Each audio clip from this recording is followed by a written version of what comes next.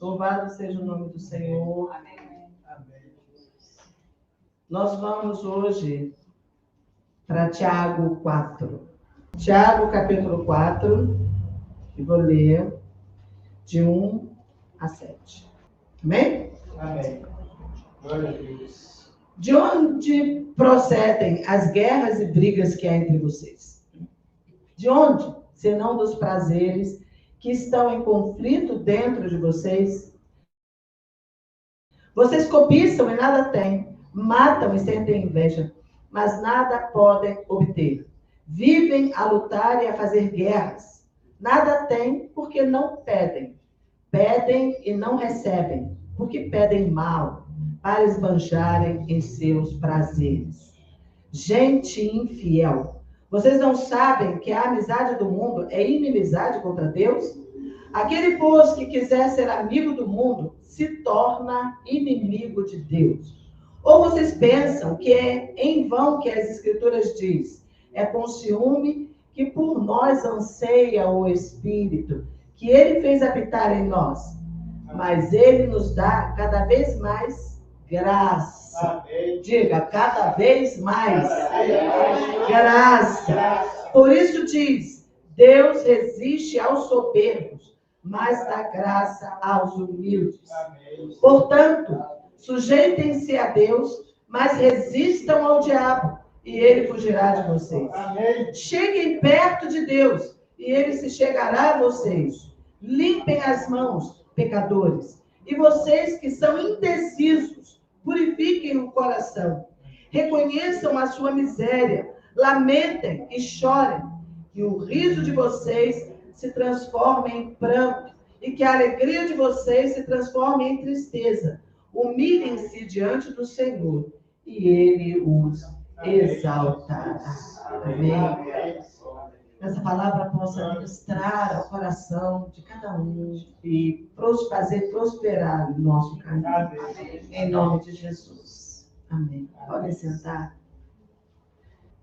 E hoje quero trazer exatamente a infidelidade, né?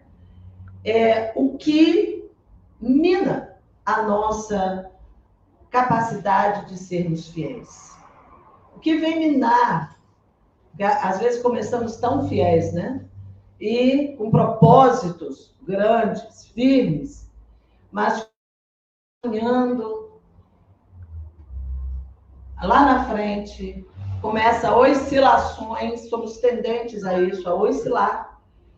Então, quero trazer aquilo nesse texto, o que pode minar a nossa fidelidade, o que pode minar a nossa capacidade de sermos fiéis, de permanecermos fiéis ao Senhor. Todo mundo quer permanecer fiel, quer? Quer aqui? Todo mundo quer permanecer fiel até o fim? Ser fiel até o fim, né? E te darei a coroa da vida. Então, todos nós queremos permanecer fiéis. Então, temos que saber o que pode minar a nossa fidelidade, a nossa capacidade de estarmos fiéis ali ao Senhor, de nos mantermos fiéis. Então, o primeiro ponto aqui que eu quero trazer é o nosso próprio coração. Seguir o próprio coração. Porque dentro do coração é onde o nosso coração está em guerra constante, não é assim? É uma guerra constante que nós levamos para nossos dias. É a guerra do coração, que é terra de constante conflito. Constantes conflitos. Nós lidamos com constantes conflitos em nosso coração. Porque, naturalmente, nós não somos pessoas que nos rendemos. Naturalmente, o nosso coração não se rende. Não é natural que a gente se renda. Porque nós nascemos aqui com duas raízes. É a raiz do orgulho e a raiz da rebelião. É só olhar, né, a criancinha, que você vai ver a rebelião dela desde pequenininho se manifestando. E não é com naturalidade que nós nos rendemos. Temos opiniões, temos posições, né? E sempre aponta nossa vida para a satisfação do nosso próprio eu. Para que nós tenhamos prazer, estejamos satisfeitos, não é isso? E isso, quando é até exacerbado, tira-se do outro para satisfazer, se autossatisfazer. Nem que tenha que passar por cima das pessoas, não é isso? Mas eu quero me satisfazer. Isso é um posicionamento natural pelo qual nós lutamos. E devemos lutar. E quando viemos a Cristo, fica evidente. Nós conhecemos essa nossa natureza pecaminosa. Porque quando estamos no mundo, isso é normal. É tudo normal no mundo, né? A forma com que nós nos comportamos na queda. Mas quando nós viemos para Cristo, nós sabemos, nós conhecemos. Então não temos mais desculpas, né, irmãos? Não existe mais desculpas, porque o conhecimento chegou. E nosso coração sempre aponta para essa satisfação do nosso eu. Jeremias 17:9, tem um versículo que vocês conhecem, que fala assim: o coração é desesperadamente corrupto. Quem o conhecerá?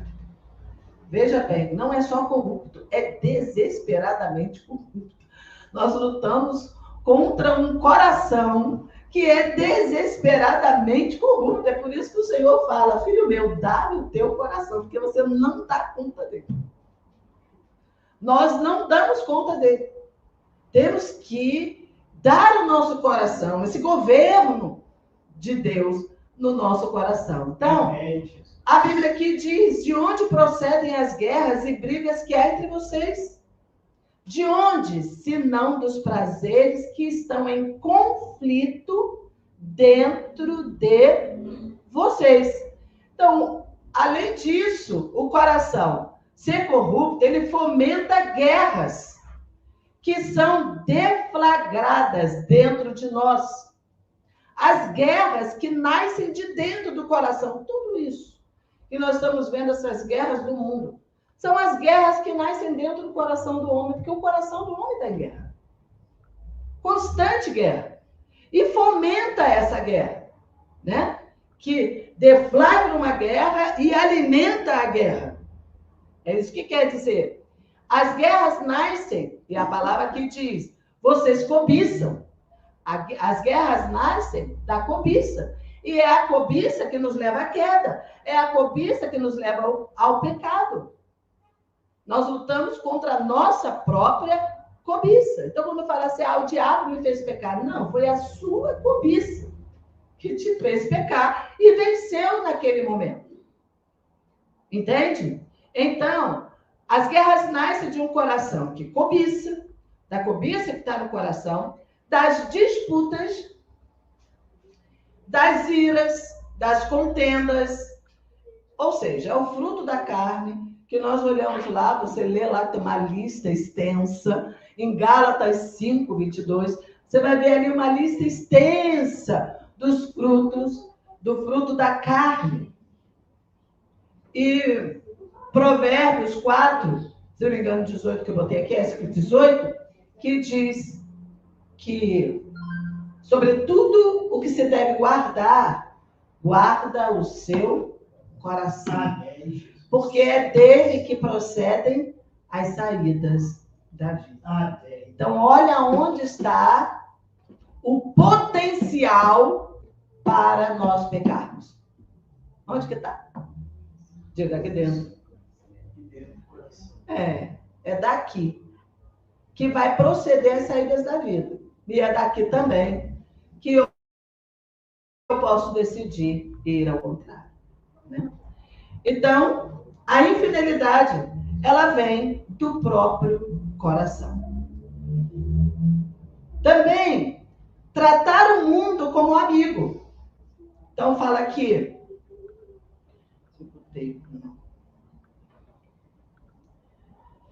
Gente infiel. Vocês não sabem que a amizade do mundo é inimizade contra Deus? Hoje existe uma tendência enorme de querer desfrutar do melhor dos dois mundos, né? Eu quero desfrutar do melhor do mundo e do melhor do reino. Não tem como. Eles se discernem espiritualmente. Então, a Bíblia ela é enfática aqui quando fala gente infiel. A infidelidade em nós é infidelidade quando nós queremos a amizade do mundo. Nós queremos ser aceitos pelo mundo. Então, vamos, a pouco, uma coisa aqui, outra ali, recebendo e adequando, né, e ajeitando as coisas para não sermos perseguidos, para sermos aceitos. Isso é frontalmente contra a Bíblia, que diz que quem quer seguir a Cristo piamente vai ser perseguido. Se o nosso Senhor foi perseguido até a morte de cruz, é o nosso caminho. Não tem jeito. Nós andamos para outro lado. Se você vê o mundo todo andando para lá, alguma coisa que é aceita, muito aceita no mundo, todo mundo está fazendo, desconfia. Entendeu? No mínimo, você desconfia, você tem alguma coisa estranha nisso daí. Essa força de atração do mundo para isso daí, para esse lado, tem algo de estranho. No mínimo, você desconfia. Porque o nosso caminho é antagônico a tudo quanto há no mundo. E a Bíblia diz, não ameis o mundo, nem as coisas que no mundo há.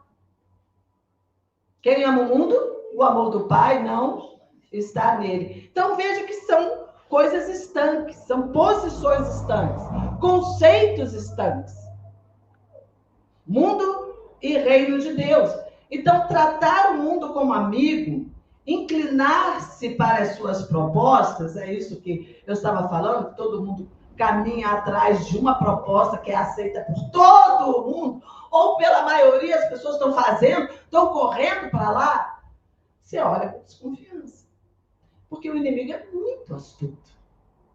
Às vezes aquilo parece tão inocente, né? Mas por trás está o ardil do diabo para te prender, para provocar um pacto, uma abertura, uma brecha, aonde ele possa entrar. Esse reino espiritual, ele é absolutamente legal, né? E ele precisa para para entrar e te oprimir, ele precisa de uma brecha. Porque nós temos livre arbítrio. Então o diabo precisa de uma brecha, ele precisa te convencer a deixá-lo entrar. Entendeu? Ele arromba a porta. Ele vai forçando a entrada. Então ele vai trabalhar na cobiça, nas disputas, nessas coisas que tem no coração. É assim que ele trabalha. Por isso que falar assim, o diabo fez isso. Não, o diabo fez isso. O diabo, ele propôs isso, né? Ele propôs, ele empurrou, ele usou de ardis, ele aproveitou a sua mágoa, aproveitou o seu trauma, aproveitou suas lembranças, aproveitou aquilo que você está agarrando, que você está agarrado. Aproveitou necessidades, coisas que você acha que você tem necessidades. Então, ele vai aproveitando as brechas que tem na nossa alma. Por isso que precisamos de cura. Por isso precisamos de libertação. Amém? Para te levar para o outro lado. Te prender aonde? No mundo. Te prender no mundo. Nosso caminho é a glória. Amém, nós estamos subindo uma montanha, escadas. Amém? Para a glória. Estamos subindo. Então, de lá, nós já saímos. Então, não trate o mundo como amigo. Amiguinho. Vamos trazer as estratégias do mundo para usar aqui para atrair as pessoas. Para com isso. Se a palavra não é soberana, né? Se ela não é suficiente para atrair as pessoas, nada mais será, gente. Nada mais será. Ninguém é atraído para dizer, vou ficar aqui porque está bem prazeroso ficar aqui. Não vai. O prazer está em alta, não vai ouvir. Não vai ouvir. O ouvir nasce de uma sede do coração. Amém? As pessoas têm sede de Deus, elas precisam reconhecer que tem sede de Deus. Não é entrar numa igreja para se sentir bem ali, conheça esse lugar, essa atmosfera aqui. Ai, que bom, essa atmosfera já me é familiar. Que isso? A palavra diz isso, se discerne espiritualmente. Então, se alguém tem sede, venha a mim e beba. Se alguém tem sede, venha a mim e beba. Esse é o ponto. Então, nada de ser amigo do mundo, porque amigo do mundo vai trazer infidelidade. Vai nos levar para a infidelidade. Inclinar-se para as suas propostas. Desejar as suas recompensas. Isso tudo é para satisfazer o nosso próprio ego, né? Então, ser amigo do mundo nos torna infiéis. Muitas vezes, nós podemos ser ludibriados por conceitos. Hoje, então, está uma guerra de conceitos. Uma guerra de narrativas. É uma guerra, a palavra agora é narrativa. Cada um tem uma narrativa, que é uma proposição, uma proposta, para impor a sua forma de pensar. Então, muitas vezes, nós somos ludibriados por esses conceitos mundanos. E esses conceitos vão sendo trazidos para serem legitimados, né? Porque eles precisam ser legitimados no próprio trabalho para o Senhor. Aí vai vindo as misturas. Aí vai entrando sorrateiramente o engano. Então, isso hoje é muito sutil e muitas vezes difícil de perceber numa missão. Certo? Num chamado, numa missão. Então, Jesus advertiu os discípulos. Eu lembrei desta advertência do Senhor aos discípulos, quando ele enviou os 70. Ele disse, não saudeis ninguém pelo caminho. Olha a palavra de Jesus. Não fique por aí, de portão em portão, de porta em porta, de papo, né? Não saudeis ninguém ao caminho. Tem um propósito, tem um lugar para chegar. Nós temos um lugar para chegar, nós temos um propósito, nós temos um alvo. O alvo é Cristo. Cristo em nós, a esperança da glória. É formar Cristo em nós. Amém? E formar Cristo naqueles aos quais nós vamos pregando o evangelho, que nós vamos encontrar. Esse é o alvo. Então, não saudeis ninguém pelo caminho, quer dizer, não se distraia. Não permita distrações, desvios, né? Perda de foco. Não permita perda de foco. Não queira se autopremiar. Muitas vezes, né? A gente vai indo e quer assim uma autopromoção, né? Eu preciso me autopremiar, né? Para me sentir bem. Me autopremiar.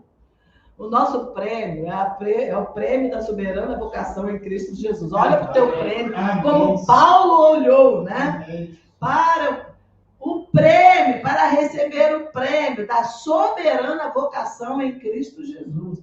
O mundo não te premia, ele te arrasa, ele te rouba e te engana. Então, não saudeis ninguém pelo caminho. Esse saudeis, não estou falando de pessoas que você agora vai ser antipática para elas, não, por favor. Né? Vamos entender o que eu estou dizendo, né? Não é se ser antipático às pessoas que agora você vai amarrar a cara para todo mundo e vai julgar as pessoas que estão do outro lado onde você já esteve. Se você se lembrar bem do teu passado, você vai ver que lá no passado, meu Deus, você foi capaz de fazer coisas que hoje você olha e diz, meu Deus. Por quê? Porque quando nós estamos lá, nós andamos segundo o curso deste mundo. Segundo, né, o príncipe da potestade do ar. As coisas que você está condenando nas pessoas agora, que elas estão lá fazendo tudo. Se você estivesse lá, você estaria fazendo as mesmas coisas. Porque elas são naturais para aquelas pessoas. Elas estão do outro lado. Você não está fazendo porque você foi transportada de reino. Bendito seja o nome do Senhor. Porque onde você estaria se o Senhor não te tivesse encontrado, salvar? Isso quer dizer, Ele vai tratar com cada um. Amém? Específico, individual. Por isso nós podemos dizer, Deus é o meu Deus. Ele é o meu Deus. Ele me conhece. Ele sabe das confusões, das limitações que cada um de nós tem, das necessidades mais íntimas, profundas. E para onde Ele vai nos levar. E graças a Deus por isso, porque as misericórdias do Senhor se renovam a cada manhã. Se não fosse assim, nós já teríamos sido consumidos. Eu, então, era a primeira. Falo igual o Paulo. De todos, eu sou o principal. Que é verdade. Não há ninguém perfeito nem melhor aqui. Um do que o outro. Nem mais espiritual do que um do que o outro. Amém? Amém. Todos nós estamos aqui por causa de Jesus. Amém. Todos nós estamos aqui porque fomos atraídos pelo amor de Deus. Todos nós estamos aqui porque há uma sede, uma fome no nosso coração. Amém? Amém. Então, João 4:34, que também é um dos nossos secretos, aí atrás está escrito: a minha comida é fazer a vontade do meu Pai e realizar a sua obra. Aí completamos em Atos 2:24. Em nada tenho por preciosa a minha vida, contanto que eu cumpra com alegria a minha carreira e o ministério que recebi do Senhor Jesus, para dar testemunho do Evangelho da graça de Deus. Amém. Amém. Amém. Jesus falou isso aos discípulos: a minha comida, o meu alimento, a minha necessidade básica é fazer a vontade do meu Pai, a minha vida, para eu me manter vivo e realizar a sua obra. Por quê? Porque em nada eu tenho por preciosa a minha própria vida. E se for assim, se nós pensarmos assim, absorvermos isso, nós não vamos fazer amizade com o mundo, andar né? Com o mundo. Amém? Porque a nossa comida, a nossa fome é fazer a vontade do Pai e realizar a sua obra. E não ter como preciosa a nossa própria vida, contanto que eu cumpra com alegria a minha carreira e o ministério que recebi do Senhor Jesus.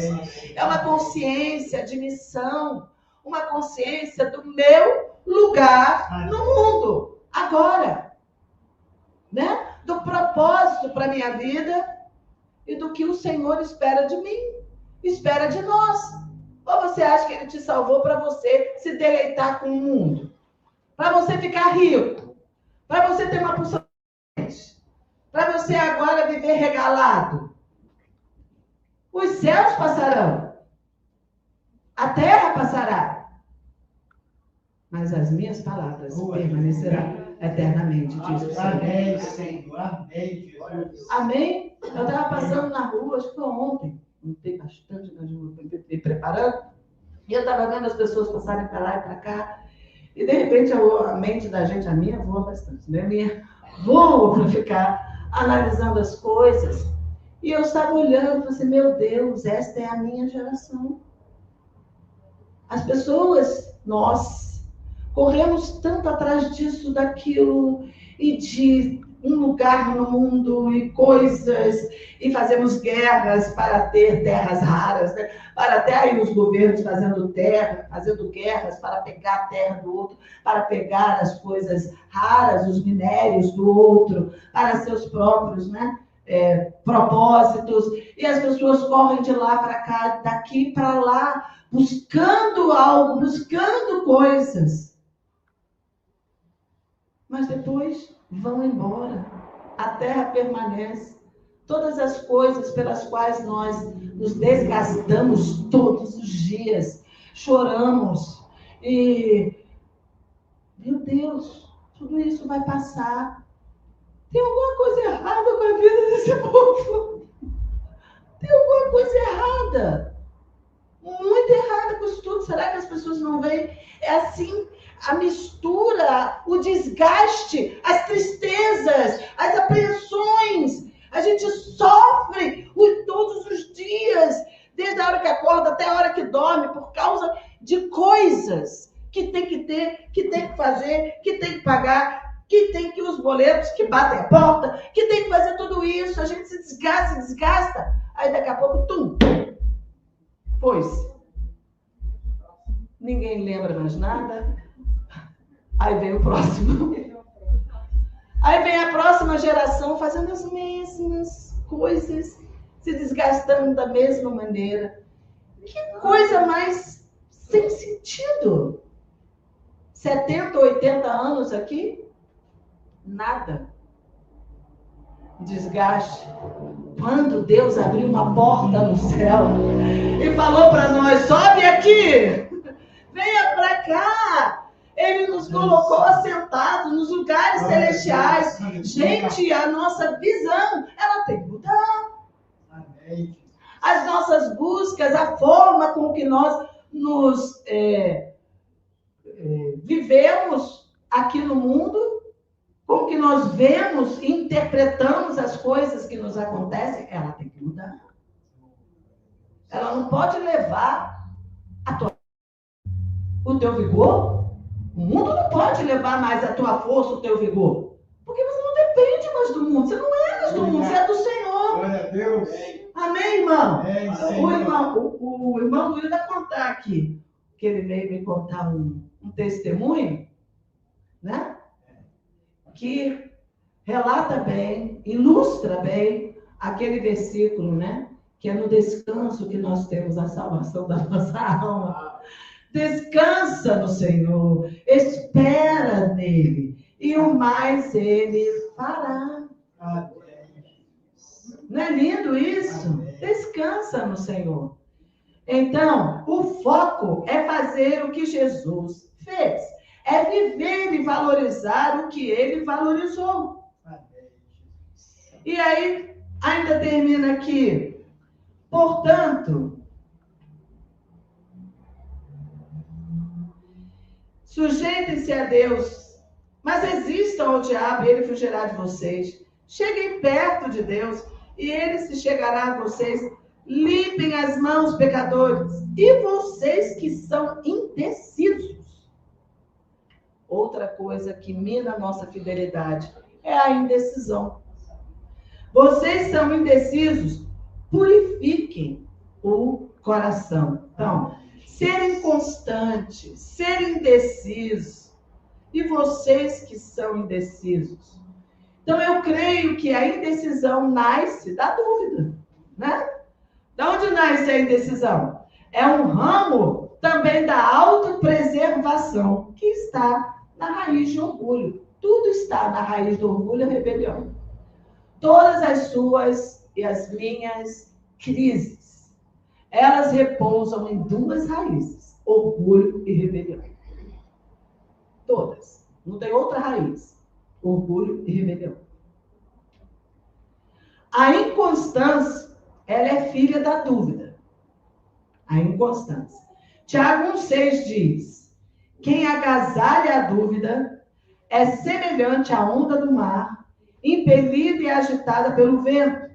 Que uma pessoa dessas não pense que alcançará do Senhor alguma coisa, sendo indecisa e inconstante em todos os seus caminhos.